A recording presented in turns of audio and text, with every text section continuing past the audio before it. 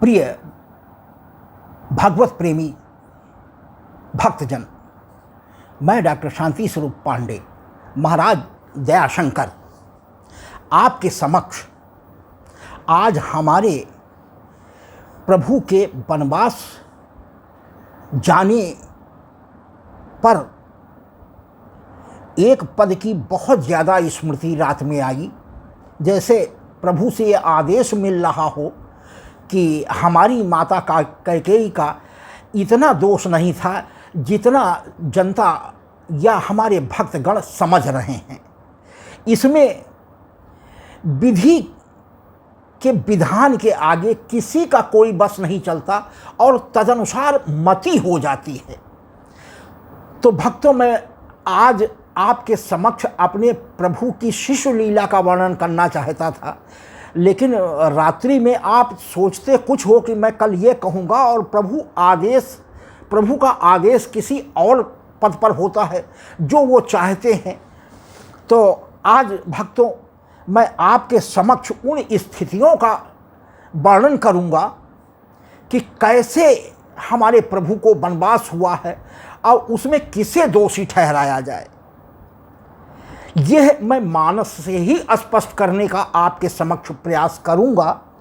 प्रारंभ हमारे दशरथ जी एक दिन शीशे के सामने खड़े होकर के अपने बालों को देख रहे थे, तो कान के समीप के कुछ बाल उन्हें सफ़ेद होते हुए दिखाई दिए। उसी समय उनके मन में ये भाव आया कि अब मेरी अवस्था राज करने की नहीं रही। ये बाल सूचना दे रहे हैं कि अब आपको अपनी अंतिम काल की प्रभु भजन में ही शेष जीवन बिताने का आदेश दे रहे हों। ऐसा सोच करके हमारे महाराज दशरथ जी गुरु वशिष्ठ जी के पास अपनी दिल की भावनाओं को व्यक्त करने के लिए गए। मानस में आया है कि श्रवण समीप भये सित केसा, श्रवण समीप भये सित केसा, मनहु जरठ पनु, अस उपदेशा, मनहु जरठ पनु, अस उपदेशा। जरठपन से तात्पर्य भक्तों वृद्धावस्था से। मानो ये संकेत दे रहे हैं कि अब वृद्धावस्था आ गई और प्रभु राम अब सबविध लायक हो गए हैं। तो बहुत अवधि तक आपने राज्य कर लिया, अब समय आ गया है कि रघुकुल की वंश परंपरा के अनुसार ज्येष्ठ पुत्र को युवराज पद से अभिषिक्त कर दिया जाए। तो यह विचार उर आनि नृप, मुदित सुअवसर पाई, और प्रेम पुलकितन मुदित मन, गुरहि सुनायऊ जाए। ऐसा विचार आते ही तत्काल गुरु वशिष्ठ जी के पास हमारे महाराजा दशरथ जी पहुँचते हैं और कहते हैं कि कहीं भुआल सुनिए मुनि नायक, कहीं भुआल सुनिए मुनि नायक, भय राम सब विधि सब लायक, भय राम सब विधि सब लायक। फिर तत्काल इसके ऊपर गुरुजी ने विचार करके उत्तर दिया है कि वेग विलंबु न करयु नृपु, साजिए सुबई समाज, और सुदिन सुमंगल तबहि, जब राम होए युवराज। जैसे ही गुरुजी की आज्ञा हुई, मंत्री परिषद में भी अपनी भावनाओं से सब महाराजा दशरथ ने सभी को अवगत कराया। सभी ने एक स्वर से उसका अनुमोदन किया। अब वो बात राम जी को हमारे बताई गई। प्रभु राम के मन में एक संदेह आया कि जन्म में एक संग सब भाई, जन्म में एक संग सब भाई, भोजन शयन केली लरिकाई, कर्ण बेध उपबीत बियाहा, संग संग सब भय उछाहा। एक ही साथ हम लोग खेले कूदे, चारों भाई बड़े हुए, कर्णवेद हुआ, यज्ञोपवीत संस्कार हुआ, विवाह हुआ, सारी खुशियां भी एक साथ मनाई। अब यह क्या कि हमारे दो भाई यहाँ नहीं हैं, उसके बावजूद इतनी क्या जल्दी है मुझे युवराज पद पर प्रतिस्थापित करने की। आगे प्रभु फिर कह रहे हैं कि विमल वंश रकुल की यह अनुचित एकू बंधु बिहाए, बड़े ही अभिषेकु प्रभु सप्रेम पछी तानी सुहाई, हरहूँ भगत मन के कुटिलाई। प्रभु से वो प्रार्थना करने लगे, स्वयं प्रभु होकर के अपने सर्वेश्वर प्रभु महादेव जी से प्रार्थना कर रहे हैं कि मेरे मन में प्रभु ये विचार क्यों आ रहे हैं, आपकी क्या लीला है। कह भी रहे हैं कि भरत सरिस प्रिय को जग माही, भरत सरिस प्रिय को जग माही, इहै सगुन फल दूसर नाही, राम ही बंधु सोच दिन राती, अंडही कमठ हृदय जेहि भांति। प्रभु राम के मन में भरत के लिए विशेष रूप से चिंता है, इसलिए कि आज वो ननिहाल में हैं, हमारे भरत और शत्रुघ्न। तो जब हम चारों भाई इकट्ठा हो जाए, चारों भाई उस खुशी में शामिल हो जाए तो कितना अच्छा हो। इतनी जल्दी क्या है भक्तों। हम लोग ये समझते हैं कि माता कैकेयी ने दो वरदान मांगकर हमारे प्रभु राम जी का अहित किया है। नहीं, ऐसा कतई न सोचे। हमारी माता कैकेयी सबसे प्रतिभा संपन्न महारानी, कैकेय प्रदेश के महाराजा अश्वपत की सुपुत्री थी, और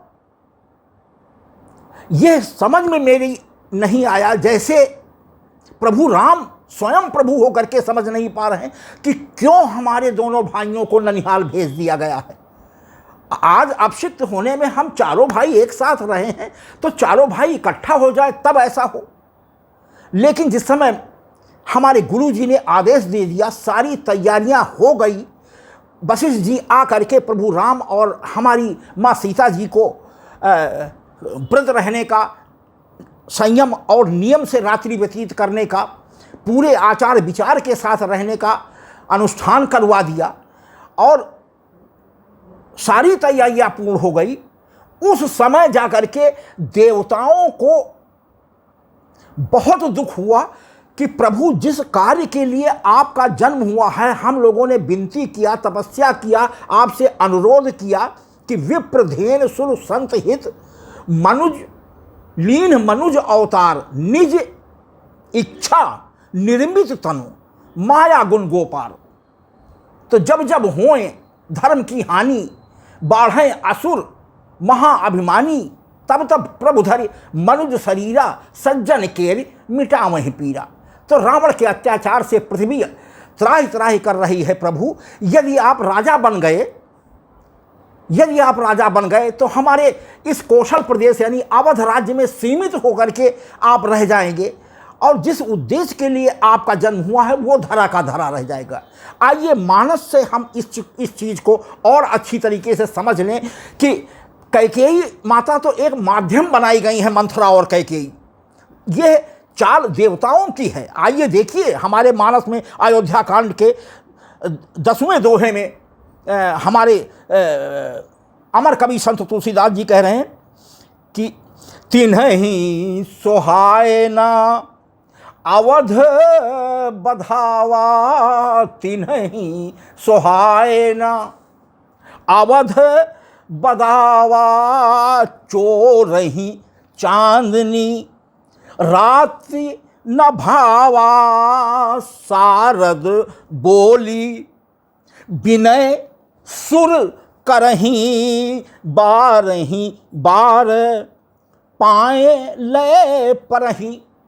बंधुओं, सारे देवता इतना दुखी और वो हो गए कि अरे अब तो हमारे प्रभु श्री राम जी यहीं बंध जाएंगे, कुछ प्रभु ऐसा करो कि आज हमारे प्रभु राम राजा न होने पावे किसी भी तरीके से, और ये वन को जाएं, तभी हम लोगों का अभीष्ट सिद्ध होगा और वन में हमारी माँ भी रहेंगी, उनका अपहरण होगा, एक प्रभु को मारने का एक अवसर मिल जाएगा, बिना गुनाह के किसी को प्रभु मार नहीं पाएंगे, तो बना बनाया हमारा सब काम बिगड़ जाएगा।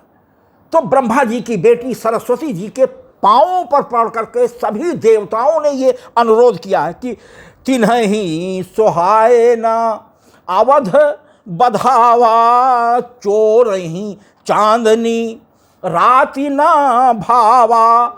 सारद माने सरस्वती जी का आह्वान किया गया, उपस्थित हुई।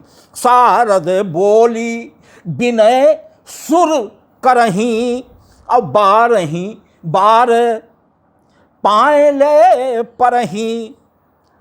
आगे स्पष्ट रूप से कह रहे हैं कि विपत्ति हमारी बिलो की बड़ी, विपत्ति देवता लोग सब कह रहे हैं कि हमारी बिलोक बड़ी, माँ तू करिए सोई आज, और राम जाहि बन, राम जाहि बन राजु तजी, होहि सकल सुर काज। प्रिय भक्तों, हमारी समझ से अब आपके सामने यह चीज़ स्पष्ट हो गई होगी, जो आज प्रभु जी मुझे आकर के निर्देश दे रहे हैं कि कैकेयी माता हमारी उतना दोषी नहीं है, वो एक माध्यम बनाई गई हैं सरस्वती जी द्वारा और देवताओं द्वारा। वस्तुतः सुर काज करने के लिए मेरा अवतार हुआ है, मेरी ही मर्जी से, मेरी तीनों माताओं में और किसी में क्षमता नहीं है कि इतना कठोर निर्णय निरपराध कर सके। तो उस वरदान का बहाना लिया गया जो देवासुर संग्राम के समय, जिस समय लड़ाई में महाराजा दशरथ घायल होकर के मूर्छित हो गए, उस समय भी माता कैकेयी ही उनके साथ मौजूद थी, सारथी बनी हुई थी, और तत्काल उन्होंने रथ पर महाराजा दशरथ को लिटा करके और युद्ध स्थल से निवास स्थल जहां रहता है, डेरा रहता है सेना का, वहां पर ले आई, उनका दवा और जो कुछ भी उस समय चिकित्सा उपलब्ध थी करके उनको स्वस्थ किया। तो अगर ऐसी विदुषी और कर्मवीर महिला का साथ न मिला होता तो दशरथ जी कभी के सुरधाम सिधार गए होते। तो परम विदुषी, परम कर्मशील महिला हमारी माता कैकेयी थी। इसलिए प्रभु राम की इच्छा से माता कैकेयी ने प्रभु श्री राम जी को प्रभु राम बनाने के लिए और जिस उद्देश्य के लिए जन्म हुआ है, ऐसा करने के लिए इतना कठोर निर्णय लिया कि उन दो वरदानों को जो दशरथ जी ने प्रसन्न होकर के उस समय मांगने के लिए कहा था, वो आज कैकेयी जी ने मांगा है कि एक में मेरे पुत्र का एक वर में भरतहि टीका और दूसरे में 14 वर्ष तापस वेश विशेष उदासी, 14 वर्ष राम वनवासी, जिससे कि हमारे दोनों काम हो जाएं। और मैं चाहता हूं कि हमारे राम को सारा प्रभु और विश्व जाने, भले ही मैं कलंकित होकर के जीवन भर तिरस्कृत सा जीवन मुझे व्यतीत करना पड़े, कि लेकिन मेरा पुत्र राम पूरे विश्व में ख्याति पावे, ऐसी अभिलाषा हर माँ की होती है। बंधुओं, एक और जगह पर हमारे गोस्वामी जी ने वंदना की है गीतावली में, जहाँ माता कौशल्या कहती हैं, जब राम जी बहुत छोटे शिशु थे और दुग्ध पीने के लिए माता से निवेदन करते हैं, तो मजाक में श्री कौशल्या जी कहती हैं कि राम मैं तेरी मात नहीं, तेरी मात कैकेयी हैं। शेष तो पंक्तियां मुझे नहीं याद हैं, लेकिन इतने से आपको यह स्पष्ट हो जाता था कि भले वो मजाक में ही कौशल्या जी ने कहा था कि राम मैं तुम्हारी मैया नहीं हूं, तुम्हारी मैया तो कैकेयी जी हैं, उनका जाकर के दुग्ध पी ले। तो कितना प्रेम था। तो प्रिय भक्तों, ये विधि का विधान था, केवल माध्यम बनी है। आइए देखिए कि सरस्वती जी ने जाकर के क्या काम किया। ये 12वें दोहे में अयोध्या कांड में हमारे तुलसीदास जी स्पष्ट करते हैं कि नाम मंथरा मंदमती चेरी यानी दासी कैकेयी केर और अजस पेटारी, उसी के मुख सर पर सारा अबजस लाद दिया गया। ताही करी और गई गिरा मत फेरी। और सरस्वती जी मंथरा की मत फेर करके, क्योंकि मंथरा और कैकेयी ही मात्र 2 व्यक्ति राजमहल में ऐसे थे जो अवध क्षेत्र के नहीं थे। एक बार पहले सरस्वती जी आई, किसी को नहीं पाया इस योग्य जिसको वो प्रेरित कर सके इतने कठिन काम के लिए, अबजस और कलंक लेने के लिए, तो वो लौट गई। पुनः देवताओं ने विनय किया कि मैया एक बार और जा करके बहुत बारीक अवलोकन कीजिए। तो दोबारा सरस्वती जी आई हैं और पूरे राजमहल का उन्हें मुआयना करके 2 व्यक्ति मिले, एक दासी मंथरा और दूसरी कैकेयी, महारानी कैकेयी। कैकेयी प्रदेश अर्थात जो आज का हमारा जम्मू कश्मीर है वहाँ की रहने वाली थी, जो कौशल क्षेत्र से काफ़ी दूर था, और मंथरा भी वहीं से दासी के रूप में आई थी। तो इन दोनों लोगों की मत फेरी। तो भक्तों, हमारी समझ से अब आपके समक्ष यह बात स्पष्ट हो गई होगी कि जिन नज़रों से हम माता कैकेयी को देख रहे हैं, उन दृष्टि को थोड़ा सुधार करने की ज़रूरत है। ये विधि का विधान था, ईश्वर और देवों का काम था। लेकिन फिर भी भरत जी जब वहाँ से लौटे ननिहाल से, और शत्रुघ्न जी, तो कितना दुखी भरत जी हुए कि जिस भाई के बगैर वो रह नहीं सकते थे, इतनी हमारे माता और पिताजी को क्या जल्दी थी, हमें बुलवा लिए होते। क्या भैया का, प्रभु राम का मेरे प्रति कुछ स्नेह कम हो गया है? लेकिन यहाँ अयोध्या पहुँचने पर सर्वप्रथम जब वो अपने माता के महल में गए, तो आइए देखिए उन्हें सब सत्य का मालूम हुआ। कैकेयी जी ने स्पष्ट कहा कि मैंने ये जो 2 वर हमारे महाराजा दशरथ जी के पास दिए थे, मैंने वो 2 वर आज बेटा मांग लिए हैं। एक में तुम्हारा राज तिलक और दूसरे में राम जी का 14 वर्ष का वनवास। अब सही किया या गलत किया, ये फैसला मैं तुम पर छोड़ती हूँ। सभी पुत्र हमें एक समान प्यारे हैं। तो आइए देखिए कि भरत जी क्या कहते हैं। इसमें मैं आपके समक्ष आज एक बहुत ही सुंदर पद जो हमारे रविंद्र जैन जी ने गाया था, इतने सुंदर बोल, इतना मार्मिक बोल हैं कि मैं उसका विकल्प नहीं ढूंढ सका। इसलिए उन्हीं के उस गाए हुए 3 लाइनों के पद को अपनी तरफ से 3 कड़ियाँ और बना करके संपूर्ण रूप से समग्रता में इस वनवास को और माता कैकेयी और भरत जी, प्रभु राम, सबके रोल को निरूपित करने का प्रयास किया है। आशा है पूर्व पदों की भांति यह भी आपको पसंद आएगा। आइए चलते हैं।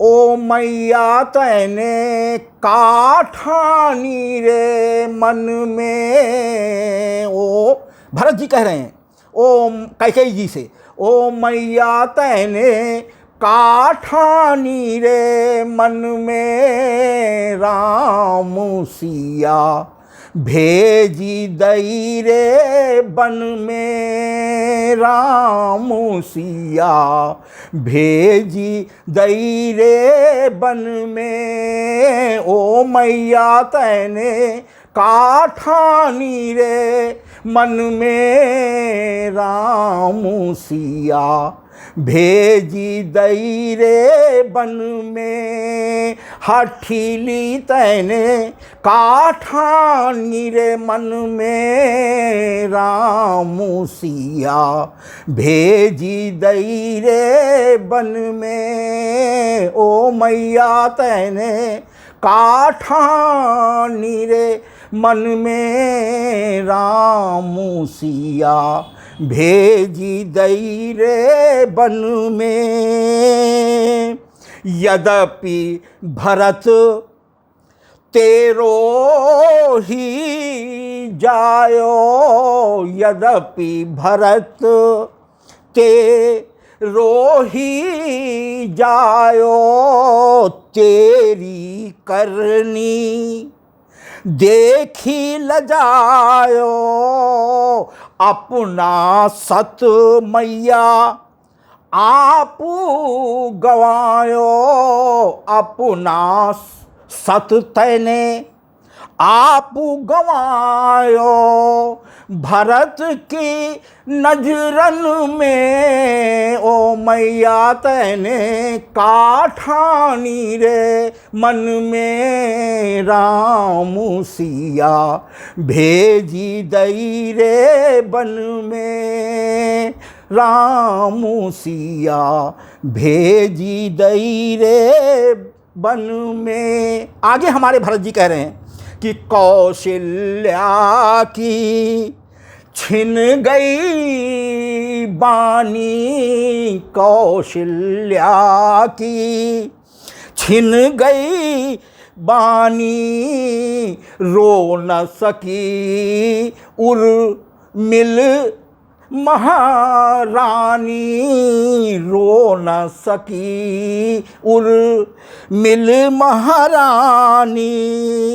बस कह के तू एक ही रानी, बस कह के तू एक ही रानी। रह गई महलन में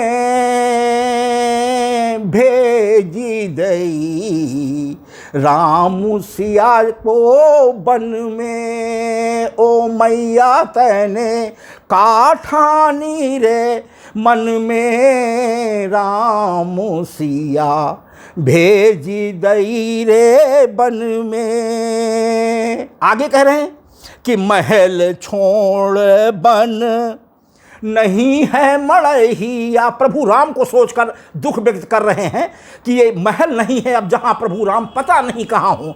तो महल छोड़ बन नहीं है मड़हिया, और सिया सुकुमारी संग दो भैया। लक्ष्मण जी भी संग हैं। तो महल छोड़ बन नहीं है मड़हिया, सिय सुकुमारी संग दो भैया। कौनो वृक्ष तरे भीजत हुई है, कौनो वृक्ष तरे भीजत हुई है। निर्जन कानन में राम सिया भेजी दई रे बन में। ओ मैया तैने काठानी रे मन में, राम सिया भेजी दई रे बन में। भक्तों, अब ये 3 लाइनें हमारे रवीन्द्र जैन जी की थी। कुछ संपूर्ण चीज़ नहीं समाहित हो रही थी, इसलिए मैंने परिवर्धित कर 3 लाइनें इसमें जोड़ी हैं, जिससे आप इसका निचोड़ समझ जाएंगे कि कितनी गलती हमारी माता कैकेयी की थी। आइए आगे अगली लाइन देखते हैं। राम हो, भरत जी कह रहे हैं माता से, अपनी कैकेयी से, कि राम हो राजा सही नहीं पाई, राम हो राजा सही नहीं पाई। निरपराध बन राम पठाई, निरपराध बन राम पठाई। रघुकुल वंश कलंक लगाई, रघुकुल वंश कलंक लगाई।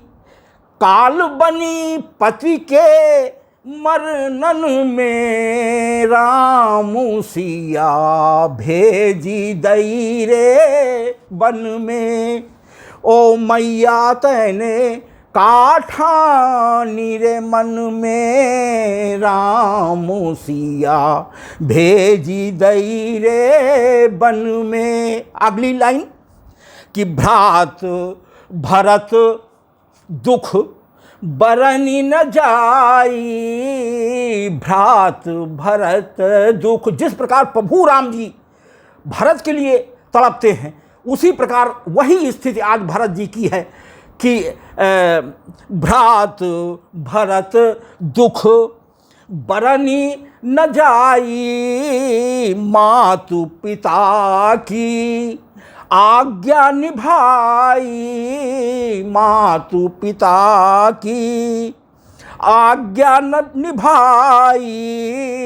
भरत से प्रभु दुख सहा न जाई। भरत से प्रभु दुख सहा न जाई। पड़े रघुबर चरणन में राम सिया भेजी दई रे बन में। ओ मैया तैने काठानी रे मन में राम सिया भेजी दई रे बन में। प्रिय भक्तों, अब अंतिम लाइन के रूप में जो कुछ मैंने मानस और हर जगह से अध्ययन करके सभी प्रतिष्ठित संतों महात्माओं के प्रवचनों को सुन करके जाना है, उन भावों को मैं अंतिम लाइन में आपके समक्ष पेश करता हूँ। निर्णय आपके हाथ में है कि दया शंकर सब विधि ने किया है। दया शंकर सब विधि ने किया है। माता कैकेयी को अपयश दिया है। माता कैकेयी को अपजस दिया है।